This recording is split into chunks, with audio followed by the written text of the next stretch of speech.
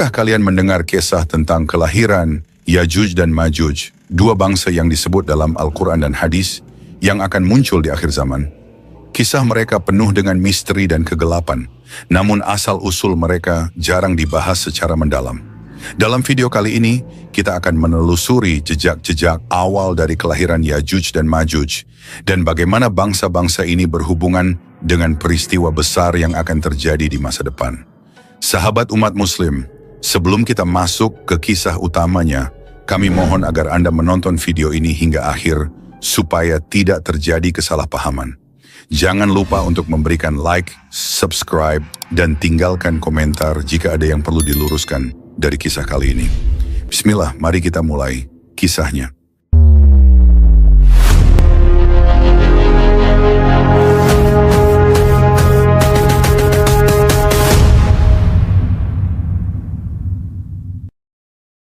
Nabi Nuh alaihissalam adalah seorang nabi yang dikenal memiliki usia yang sangat panjang, mencapai 950 tahun.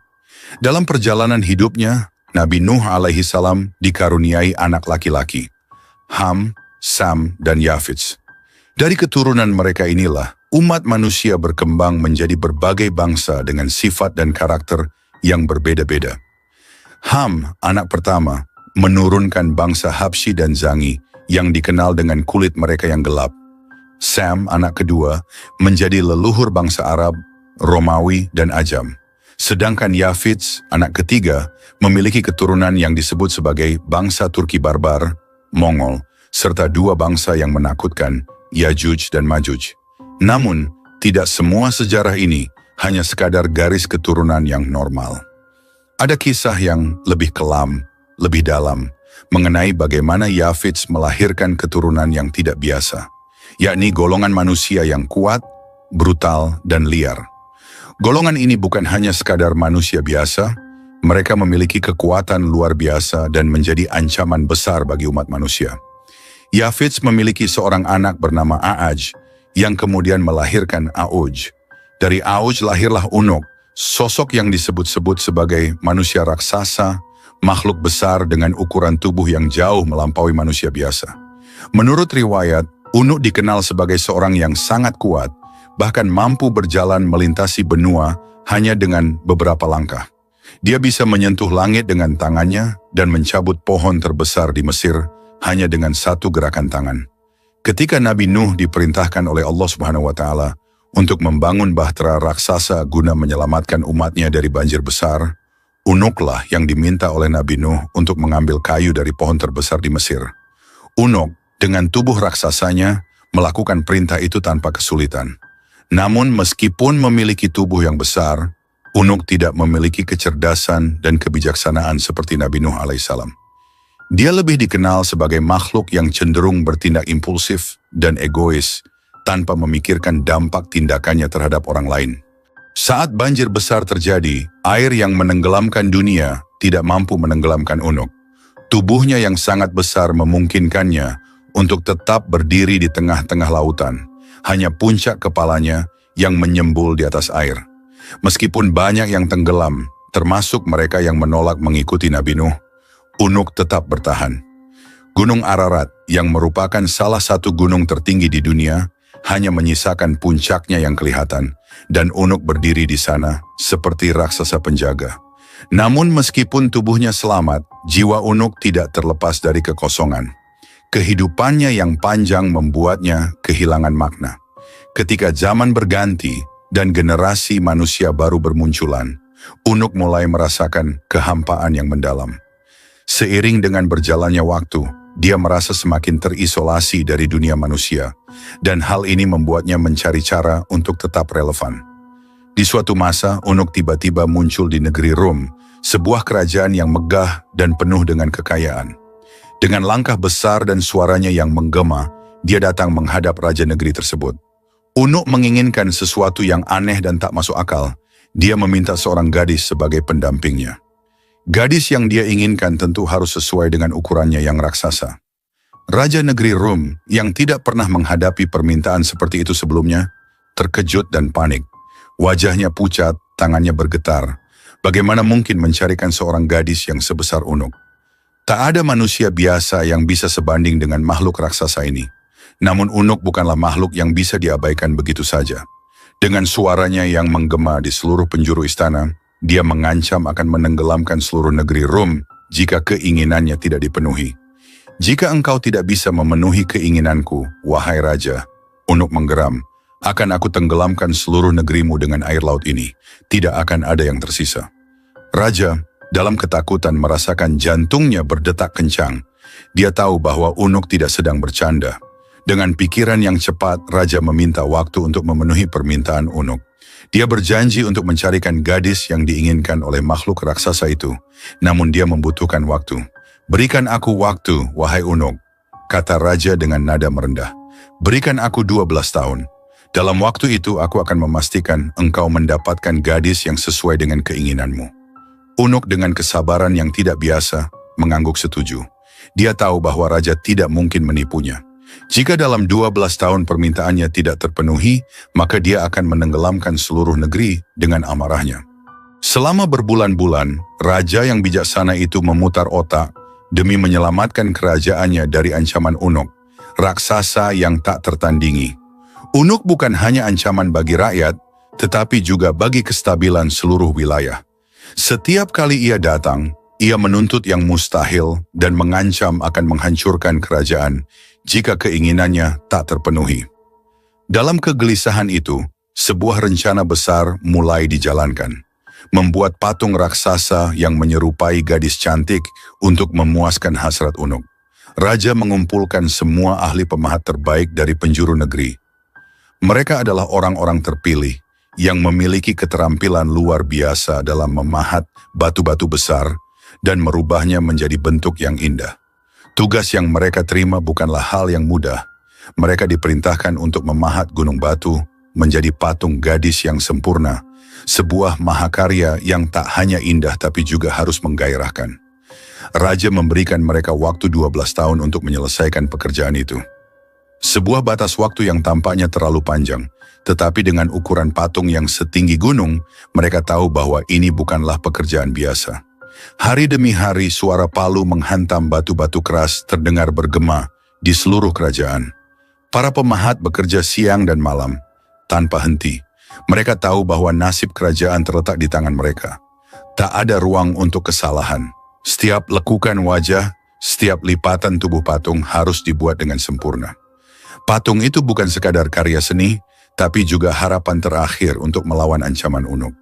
Setelah 12 tahun berlalu, akhirnya patung itu selesai. Sebuah karya monumental yang menjulang tinggi, menyerupai gadis cantik yang tidur terlentang. Wajahnya tampak lembut namun menggoda, dengan mata tertutup seakan sedang dalam mimpi. Patung itu benar-benar tanpa sehelai pakaian pun menambah kesan sensual yang memang diharapkan oleh Raja dan para penasihatnya. Di dalam patung itu, perutnya dikorek dengan hati-hati dan diisi dengan daging mentah.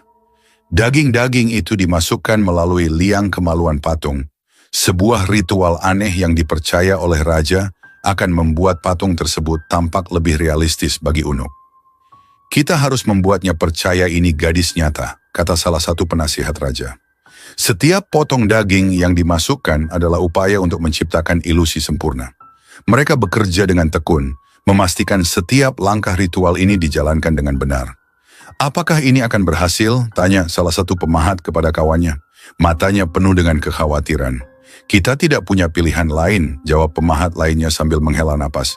Jika ini gagal, seluruh kerajaan dan negeri ini akan hancur.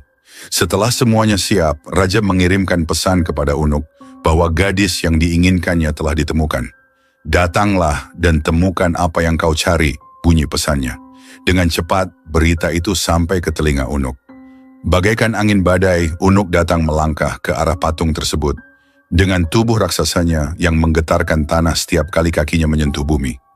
Ketika Unuk melihat patung itu, matanya bersinar penuh gairah. Tubuh raksasa itu berhenti di depan patung gadis yang begitu besar dan menggoda. Tidak butuh waktu lama bagi Unuk untuk kehilangan kendali. Nafsu membara yang telah lama menguasainya seakan tak bisa lagi dibendung. Sungguh cantik, sungguh menggoda, seru Unuk dengan suara menggelegar yang membuat tanah sekitarnya bergetar. Tubuhnya yang raksasa mendekati patung itu, dan tanpa ragu ia menyalurkan hasratnya. Dia memperlakukan patung itu seolah-olah gadis itu nyata, tak menyadari tipu muslihat yang telah direncanakan oleh raja. Usai melampiaskan nafsunya, Unuk merasa puas dan pergi, meninggalkan patung itu dengan perasaan lega. "Aku tak perlu kembali," gumamnya sambil tertawa besar. Suaranya menggelegar dan bergema di pegunungan. Unuk pun menghilang dari pandangan, tak pernah kembali lagi ke kerajaan itu. Namun yang terjadi kemudian adalah sesuatu yang tidak pernah diduga oleh raja dan rakyatnya. Air mani Unuk yang tertumpah di dalam patung, bercampur dengan daging mentah yang ada di dalamnya, mulai membusuk. Busuknya daging tersebut mengeluarkan bau menyengat yang bahkan bisa tercium hingga ke desa-desa terdekat.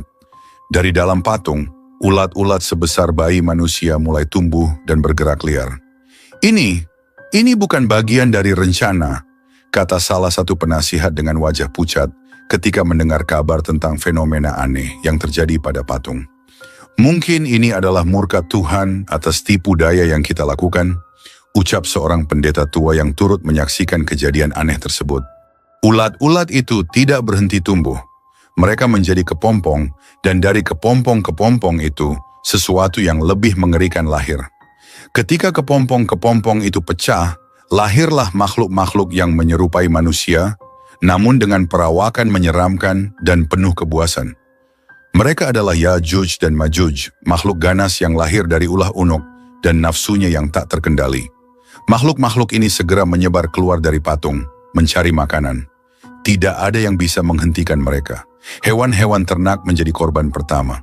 Mereka melahap segala yang mereka temui, dari sapi, kambing, hingga kuda. Rakyat mulai panik.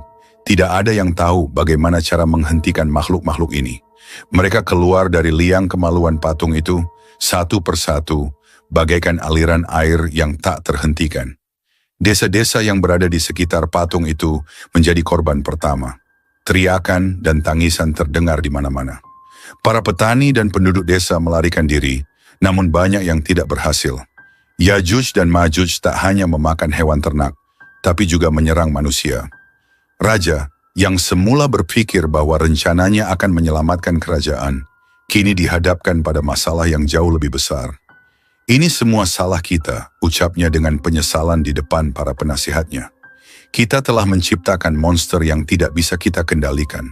Yang mulia, kita harus melakukan sesuatu sebelum seluruh negeri kita dimusnahkan," desak salah seorang penasihat. Raja tidak tinggal diam. Ia memerintahkan pasukan terbaiknya untuk memburu dan menghancurkan Yajuj dan Majuj. Namun, setiap usaha yang dilakukan gagal. Pasukan yang dikirim selalu kembali dengan korban jiwa yang tak sedikit. Makhluk-makhluk itu terlalu kuat, terlalu cepat, dan jumlah mereka terus bertambah. "Kita harus memanggil bantuan dari luar kerajaan," seru salah seorang panglima yang terluka parah usai bertarung dengan makhluk-makhluk buas itu. Desakan ini akhirnya membuat raja mencari bantuan dari Raja Iskandar Zulkarnain, seorang penguasa legendaris yang dikenal memiliki kekuatan dan kebijaksanaan luar biasa. Raja mengirim utusan ke wilayah Raja Iskandar Zulkarnain, berharap dia akan datang dan menolong.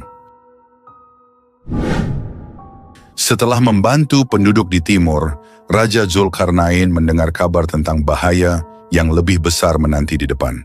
Sebuah ancaman yang sudah lama menghantui penduduk di daerah antara dua gunung yang tinggi, yakni bangsa Yajuj dan Majuj. Mereka adalah bangsa yang terkenal dengan kekejamannya, merusak tanah, menghancurkan hasil panen, dan membuat penduduk hidup dalam ketakutan. Mendengar kabar itu, Raja Zulkarnain segera mengarahkan pasukannya menuju wilayah yang dimaksud. Ketika mereka tiba di sana, para penduduk dengan tergesa-gesa datang menyambutnya. Wajah mereka penuh dengan kecemasan dan ketakutan. "Wahai Raja yang perkasa," seorang pemimpin penduduk berbicara dengan nada penuh harap. "Bangsa Yajuj dan Majuj telah membuat hidup kami sengsara. Mereka menghancurkan apa yang kami bangun dan tidak memberikan kami kedamaian. Kami tidak tahu harus berbuat apa lagi. Hanya Engkau yang bisa menolong kami." Raja Zulkarnain merenung sejenak, memikirkan nasib para penduduk yang terancam oleh bahaya besar ini. Lalu dengan keyakinan penuh, Ia berkata, "Aku akan menolongmu. Tetapi pertama-tama, kalian harus bekerja bersama-sama denganku. Aku akan membangun penghalang yang kokoh di antara gunung-gunung ini untuk melindungi kalian dari mereka. Tetapi kalian harus membantu dalam prosesnya." Penduduk setempat bersorak dengan antusias. Mereka bersedia melakukan apapun untuk melindungi tanah mereka dari bangsa yang kejam itu. Maka dimulailah proyek besar pembangunan tembok antara dua gunung tersebut. Setiap hari, penduduk dan pasukan Raja Zulkarnain bekerja bahu-membahu. Mereka mengumpulkan potongan-potongan besi, batu, dan segala bahan yang bisa digunakan untuk membangun tembok yang kuat. Di bawah arahan Raja Zulkarnain, mereka membangun dengan penuh semangat, meskipun prosesnya sangat berat. Suatu hari, ketika matahari mulai tenggelam di balik pegunungan, salah seorang pekerja mendekati Raja Zulkarnain dengan wajah kelelahan. "Tuan, pekerjaan ini terasa sangat berat. Apakah kita akan sanggup menyelesaikannya?" Raja Zulkarnain menatap pria itu dengan penuh keyakinan. "Setiap pekerjaan besar membutuhkan pengorbanan. Ingatlah, ini bukan hanya untukmu, tetapi untuk anak-anakmu, untuk generasi-generasi yang akan datang. Dengan tembok ini, kita akan melindungi mereka dari kehancuran." Pria itu mengangguk, merasa semangatnya kembali berkobar. "Kami akan terus bekerja, tuanku. Terima kasih atas bimbinganmu." Raja Zulkarnain tersenyum, lalu kembali memantau jalannya pembangunan. Setiap kali ada kesulitan, dia hadir untuk memberikan solusi. Setiap kali ada yang kelelahan, dia memberi motivasi. Dia bukan hanya seorang raja yang memerintah dari atas takhta, tetapi juga seorang pemimpin yang terlibat langsung di medan tugas. Namun tidak semua berjalan lancar. Sebelum tembok itu sepenuhnya selesai, pasukan Raja Zulkarnain mendapat kabar bahwa Ya'juj dan Ma'juj telah bergerak mendekat. Kecepatan dan kekejaman bangsa itu membuat penduduk semakin ketakutan. Raja Zulkarnain segera memerintahkan pasukannya bersiap untuk perang. "Ini bukan hanya tentang tembok," ujar Raja Zulkarnain kepada para komandan. "Kita harus menghadapi mereka di medan perang, mengulur waktu hingga tembok selesai dibangun."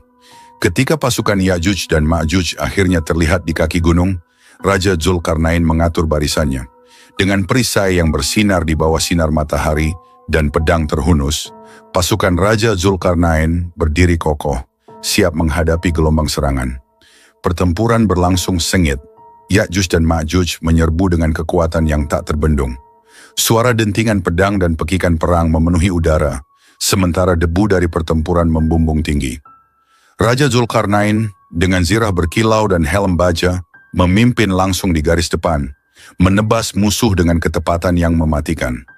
Sementara itu, para penduduk dan sebagian pasukan yang tersisa terus bekerja tanpa henti menyelesaikan tembok besar tersebut.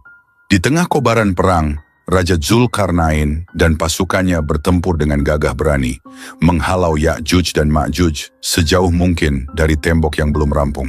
Saat malam tiba, kedua belah pihak kelelahan. Namun Ya'juj dan Ma'juj tidak menunjukkan tanda-tanda mundur. Serangan mereka yang terus-menerus membuat barisan pertahanan pasukan Raja Zulkarnain terdesak. Namun di saat genting itulah, para pekerja akhirnya menyelesaikan bagian terakhir dari tembok besar. Tembaga panas dituangkan di atasnya, membuatnya menjadi benteng yang mustahil ditembus. Ketika Ya'juj dan Ma'juj mencoba menyerang tembok, mereka mendapati bahwa tidak ada jalan masuk. Mereka menghantamnya dengan segala kekuatan, namun tembok itu tetap berdiri kokoh, tak tergoyahkan. Akhirnya, setelah serangan tanpa henti, Ya'juj dan Ma'juj terpaksa mundur, tertahan oleh tembok yang kini memisahkan mereka dari negeri yang mereka rusak selama bertahun-tahun. Kemenangan yang diraih bukan hanya kemenangan militer, tetapi juga simbol kebesaran keadilan yang ditegakkan oleh Raja Zulkarnain. Pasukannya bersorak dan para penduduk menangis haru, menyaksikan tembok yang kini melindungi mereka dari bahaya besar. Raja Zulkarnain berdiri di depan tembok yang baru selesai dibangun, memandang ke arah pegunungan di mana Ya'juj dan Ma'juj terperangkap. Ia menarik napas dalam, menyadari bahwa misi besarnya telah tercapai. Dengan tembok yang kokoh itu, negeri-negeri di timur akan hidup dalam damai untuk waktu yang lama. "Ini bukanlah kemenangan untuk kita," kata Raja Zulkarnain kepada pasukannya yang berkumpul di sekitarnya. "Ini adalah kemenangan bagi mereka yang kita lindungi dan kemenangan bagi keadilan yang harus kita tegakkan di seluruh penjuru bumi. Setelah tembok itu berdiri kokoh, Raja Zulkarnain berbicara kepada rakyat di daerah tersebut. Ini adalah perlindungan yang Allah berikan kepada kalian. Tapi ingatlah, suatu hari nanti, Ya'juj dan Ma'juj akan keluar lagi ketika waktunya tiba, sebagaimana telah ditetapkan oleh Allah.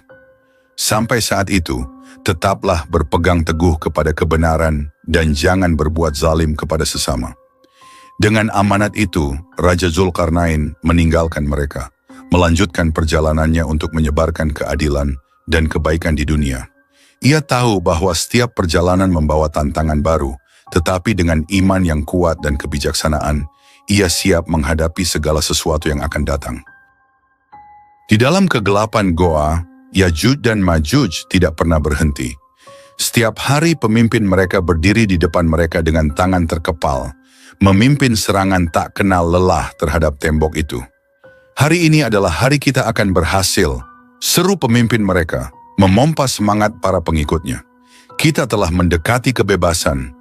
Dengan raungan yang menggelegar, mereka mulai melubangi tembok sekali lagi. Suara dentuman keras terdengar ketika tangan mereka yang kuat menghantam besi dan timah.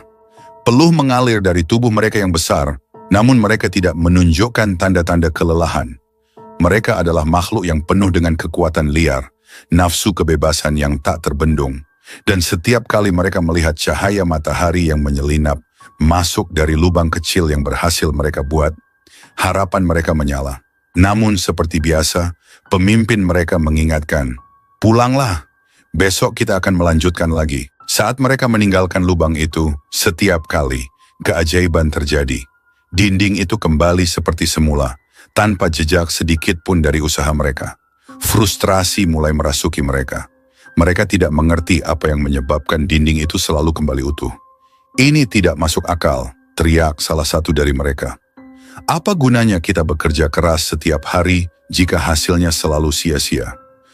Pemimpin mereka tetap tenang, meskipun dalam hatinya ia pun merasakan keputusasaan yang sama.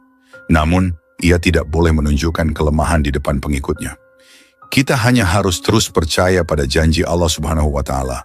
Saat waktunya tiba, tidak ada yang bisa menghentikan kita. Dan mereka terus berusaha, hari demi hari, meskipun setiap kali mereka melihat secercah harapan dalam bentuk cahaya matahari, mereka harus menunggu lagi hingga keesokan harinya. Sampai akhirnya tibalah hari yang telah Allah Subhanahu wa Ta'ala tetapkan.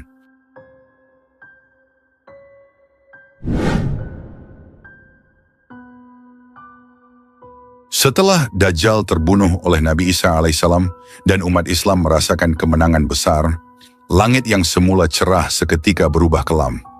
Kegembiraan yang singkat itu segera diiringi dengan ketakutan yang lebih mencekam. Di ujung cakrawala, angin kencang yang membawa debu, dan teriakan-teriakan kesakitan mengisyaratkan datangnya bencana baru yang lebih dahsyat. Dari kejauhan terdengar gemuruh kaki-kaki yang menghentak bumi, bagai gelombang pasukan yang tak terbendung. Itulah mereka, Ya'juj dan Ma'juj, makhluk perusak yang telah lama dinubuatkan dalam hadis-hadis Rasulullah Shallallahu Alaihi Wasallam. Benteng yang selama ini menahan Ya'juj dan Ma'juj yang dibangun dengan kekuatan luar biasa oleh Raja Zulkarnain, kini telah runtuh. Dinding baja dan besi yang memisahkan mereka dari dunia luar telah hancur, dan pintu gerbang kehancuran pun terbuka lebar. Dari balik reruntuhan itu, keluar makhluk-makhluk yang jumlahnya tak terhitung banyaknya. Mereka berdesakan, menumpuk satu sama lain, dengan wajah yang dipenuhi kebencian dan dahaga akan kehancuran. Mereka bergerak bagai banjir bandang, mengalir deras tanpa henti, menyapu bersih segala yang ada di hadapan mereka.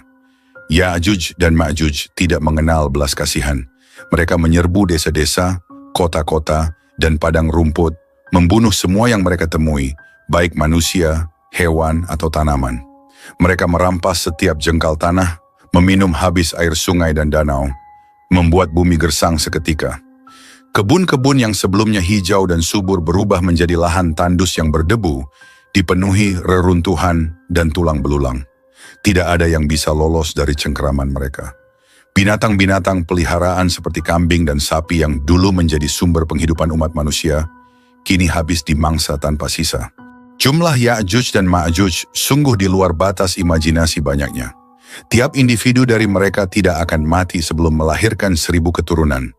Mereka berkembang biak begitu cepat, menjadikan jumlah mereka semakin tak terhitung. Di setiap sudut bumi, mereka menyebar dan menghancurkan, merusak apapun. Mereka tidak hanya melahap hewan-hewan yang ada, tetapi juga menghabiskan seluruh sumber daya alam. Gunung-gunung yang dulunya megah penuh dengan sumber makanan, dan hewan-hewan kini rata dengan tanah. Hutan-hutan yang rimbun berubah menjadi lahan kosong. Ya'juj dan Ma'juj adalah wabah yang tidak bisa dihentikan oleh tangan manusia.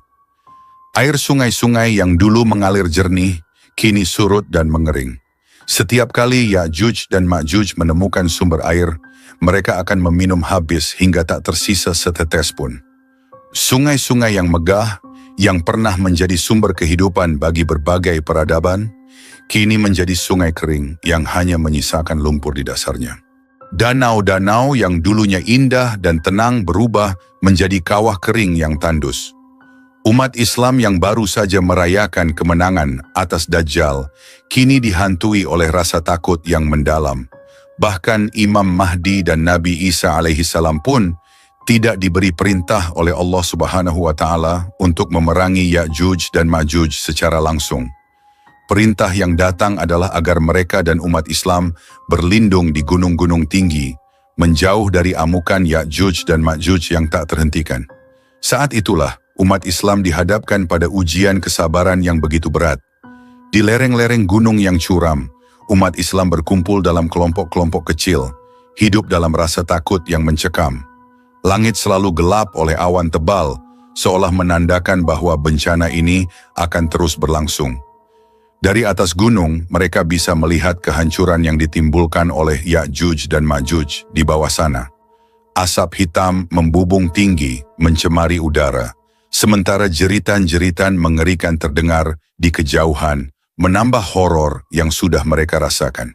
Di puncak-puncak gunung, Nabi Isa alaihissalam dan Imam Mahdi memimpin umat Islam dalam doa dan zikir yang tiada henti. Hanya kepada Allah Subhanahu wa Ta'ala mereka memohon perlindungan. Meski hati mereka dipenuhi kecemasan, iman mereka tetap teguh. Mereka percaya bahwa pertolongan Allah Subhanahu wa Ta'ala pasti akan datang. Meski ujian ini terasa begitu berat. Banyak yang jatuh sakit karena kelaparan dan kehausan, sementara yang lain menyerah pada keputusasaan. Namun Nabi Isa alaihissalam terus mengingatkan mereka untuk bersabar dan percaya bahwa Allah Subhanahu wa Ta'ala tidak akan meninggalkan hambanya. Hari demi hari berlalu dalam kesunyian dan ketegangan. Tidak ada yang tahu kapan bencana ini akan berakhir. Dan Ya'juj dan Ma'juj terus menyebar tanpa henti. Dunia terasa semakin sempit, dan umat Islam merasa seperti sedang berada di ujung jurang kehancuran. Namun, Nabi Isa alaihissalam dan Imam Mahdi tidak henti-hentinya mengajak umat untuk terus memohon pertolongan Allah Subhanahu wa Ta'ala. Di tengah malam yang dingin dan gelap, lantunan doa mereka menggema, menyentuh langit dan menembus keheningan. Waktu berlalu dalam ketegangan yang mencekam. Umat Islam yang dipimpin oleh Nabi Isa alaihissalam dan Imam Mahdi terus berlindung di puncak-puncak gunung, sementara di bawah sana, Ya'juj dan Ma'juj terus menyebar ke seluruh penjuru bumi, menghancurkan apa saja yang tersisa. Jumlah mereka begitu banyak dan tak terbendung, sementara umat manusia merasa seolah-olah harapan telah lenyap. Tidak ada yang bisa menghentikan mereka. Setiap hari dari kejauhan, umat Islam mendengar gemuruh suara Ya'juj dan Ma'juj yang memecah keheningan malam. Seakan bumi ini akan ditelan oleh kekuatan gelap yang tak terkendali. Namun, keajaiban Allah Subhanahu wa Ta'ala selalu datang di saat yang tepat. Ketika Ya'juj dan Ma'juj telah menyebar sedemikian luas, dan hampir tidak ada lagi makhluk hidup yang tersisa untuk mereka hancurkan, Allah Subhanahu wa Ta'ala menurunkan takdirnya yang luar biasa. Di tengah kerusakan yang tak terbayangkan, dengan bumi yang tandus dan air yang mengering, Ya'juj dan Ma'juj mulai melambat. Mereka telah kehabisan target, tidak ada lagi manusia, hewan, atau tanaman untuk mereka serang. Pada saat itulah, Allah Subhanahu wa Ta'ala memulai rencananya untuk mengakhiri mimpi buruk ini. Langit tiba-tiba berubah menjadi kelam, tidak ada angin, tidak ada gerakan. Sebuah ketenangan yang aneh meliputi bumi yang telah terkoyak. Di bawah, ribuan, jutaan Ya'juj dan Ma'juj yang tersisa mulai merasakan sesuatu yang tidak biasa. Mereka, yang biasanya begitu kuat dan tak terkalahkan, mulai menunjukkan tanda-tanda kelemahan. Dari leher-leher mereka, muncul wabah mengerikan yang tak bisa mereka hindari. Wabah ini bukanlah serangan biasa. Allah Subhanahu wa Ta'ala mengutus ribuan ulat kecil yang tiba-tiba muncul dari tanah. Ulat-ulat itu merayap dengan cepat, menyerang Ya'juj dan Ma'juj dengan tak terhentikan. Masing-masing ulat menggigit leher mereka, mematikan dengan cepat dan tepat. Wabah ini begitu hebat, sehingga dalam hitungan menit, Ya'juj dan Ma'juj yang semula tak terkalahkan, terkapar di atas tanah, tak lagi berdaya. Tubuh mereka yang besar dan kuat runtuh satu persatu seperti pohon yang ditebang. Tangisan, jeritan, dan deru kematian terdengar dari semua penjuru, menandakan bahwa saat kehancuran Ya'juj dan Ma'juj telah tiba. Dari tempat persembunyian mereka di puncak gunung, umat Islam menyaksikan peristiwa ini dengan rasa takjub dan ketakutan yang mendalam. Mereka menyaksikan dengan mata kepala mereka sendiri bagaimana makhluk yang selama ini mereka anggap tak terkalahkan, yang menyebar teror di seluruh bumi, akhirnya takluk oleh makhluk sekecil ulat atas kehendak Allah Subhanahu wa Ta'ala.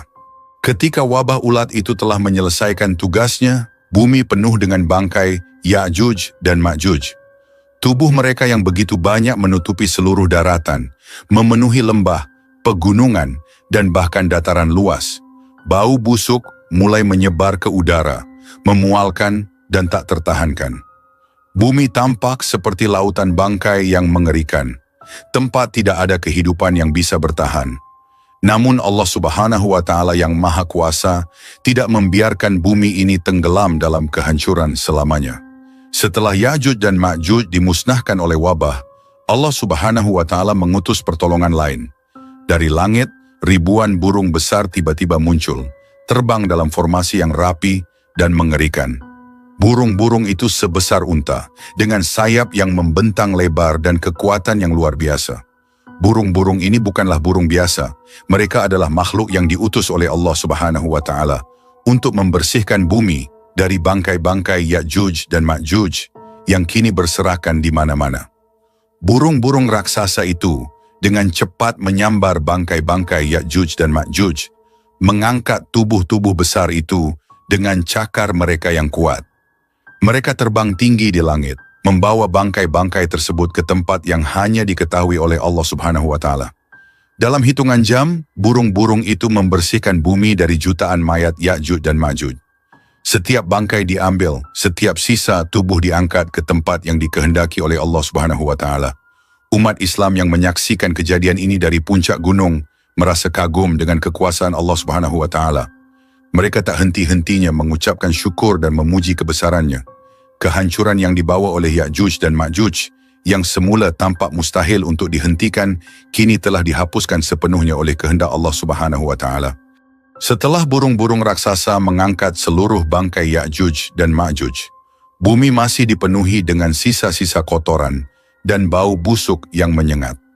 Kehancuran yang mereka timbulkan meninggalkan bekas yang mendalam, tidak hanya dalam bentuk fisik, tetapi juga dalam jiwa umat manusia yang selamat. Mereka masih bisa merasakan jejak kengerian dari hari-hari panjang ketika Ya'juj dan Ma'juj merajalela. Namun, Allah Subhanahu wa Ta'ala dengan rahmatnya yang tak terbatas tidak membiarkan bumi ini tetap kotor dan tercemar. Tak lama setelah burung-burung raksasa pergi, langit yang kelam mulai memancarkan kilatan cahaya. Guntur menggelegar dan angin kencang mulai bertiup, membawa aroma segar yang belum pernah dirasakan umat manusia dalam waktu yang sangat lama. Hujan pun turun, bukan hujan biasa, melainkan hujan deras yang tak tertahankan. Butir-butir air yang turun dari langit begitu deras dan bersih, membersihkan setiap sudut bumi yang telah dihancurkan oleh Ya'juj dan Ma'juj. Air itu mengalir deras, membersihkan setiap sisa kotoran, setiap jejak kehancuran yang tersisa. Bumi yang tadinya kotor dan penuh dengan bau busuk, kini mulai bersih kembali.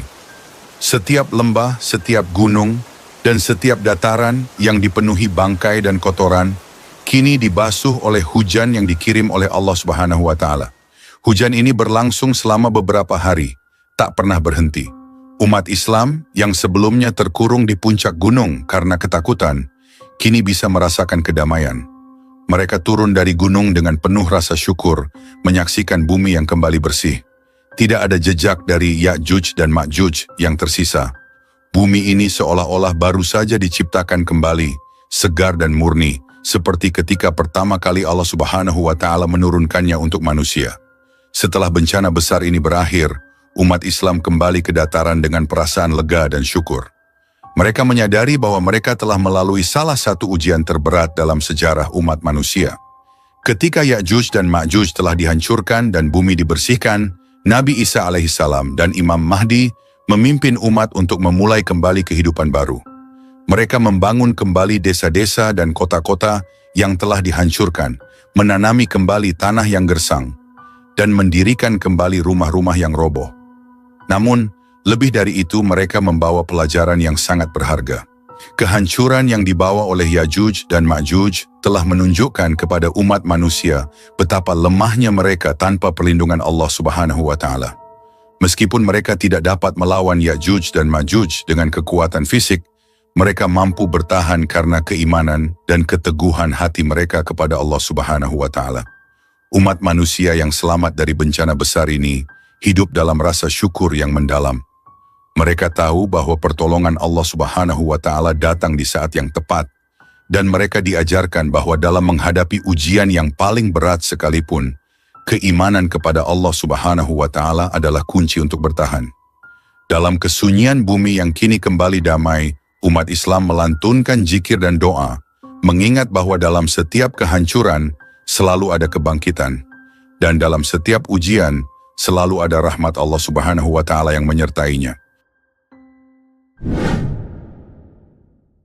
Sahabat umat Muslim, kisah tentang Ya'juj dan Ma'juj yang penuh dengan pelajaran dan tanda-tanda akan datangnya hari kiamat.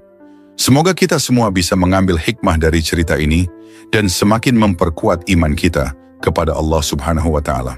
Jangan lupa, kita sebagai umat Muslim harus selalu siap dengan bekal iman, ilmu, dan amal saleh agar terhindar dari fitnah dan ujian yang berat di akhir zaman.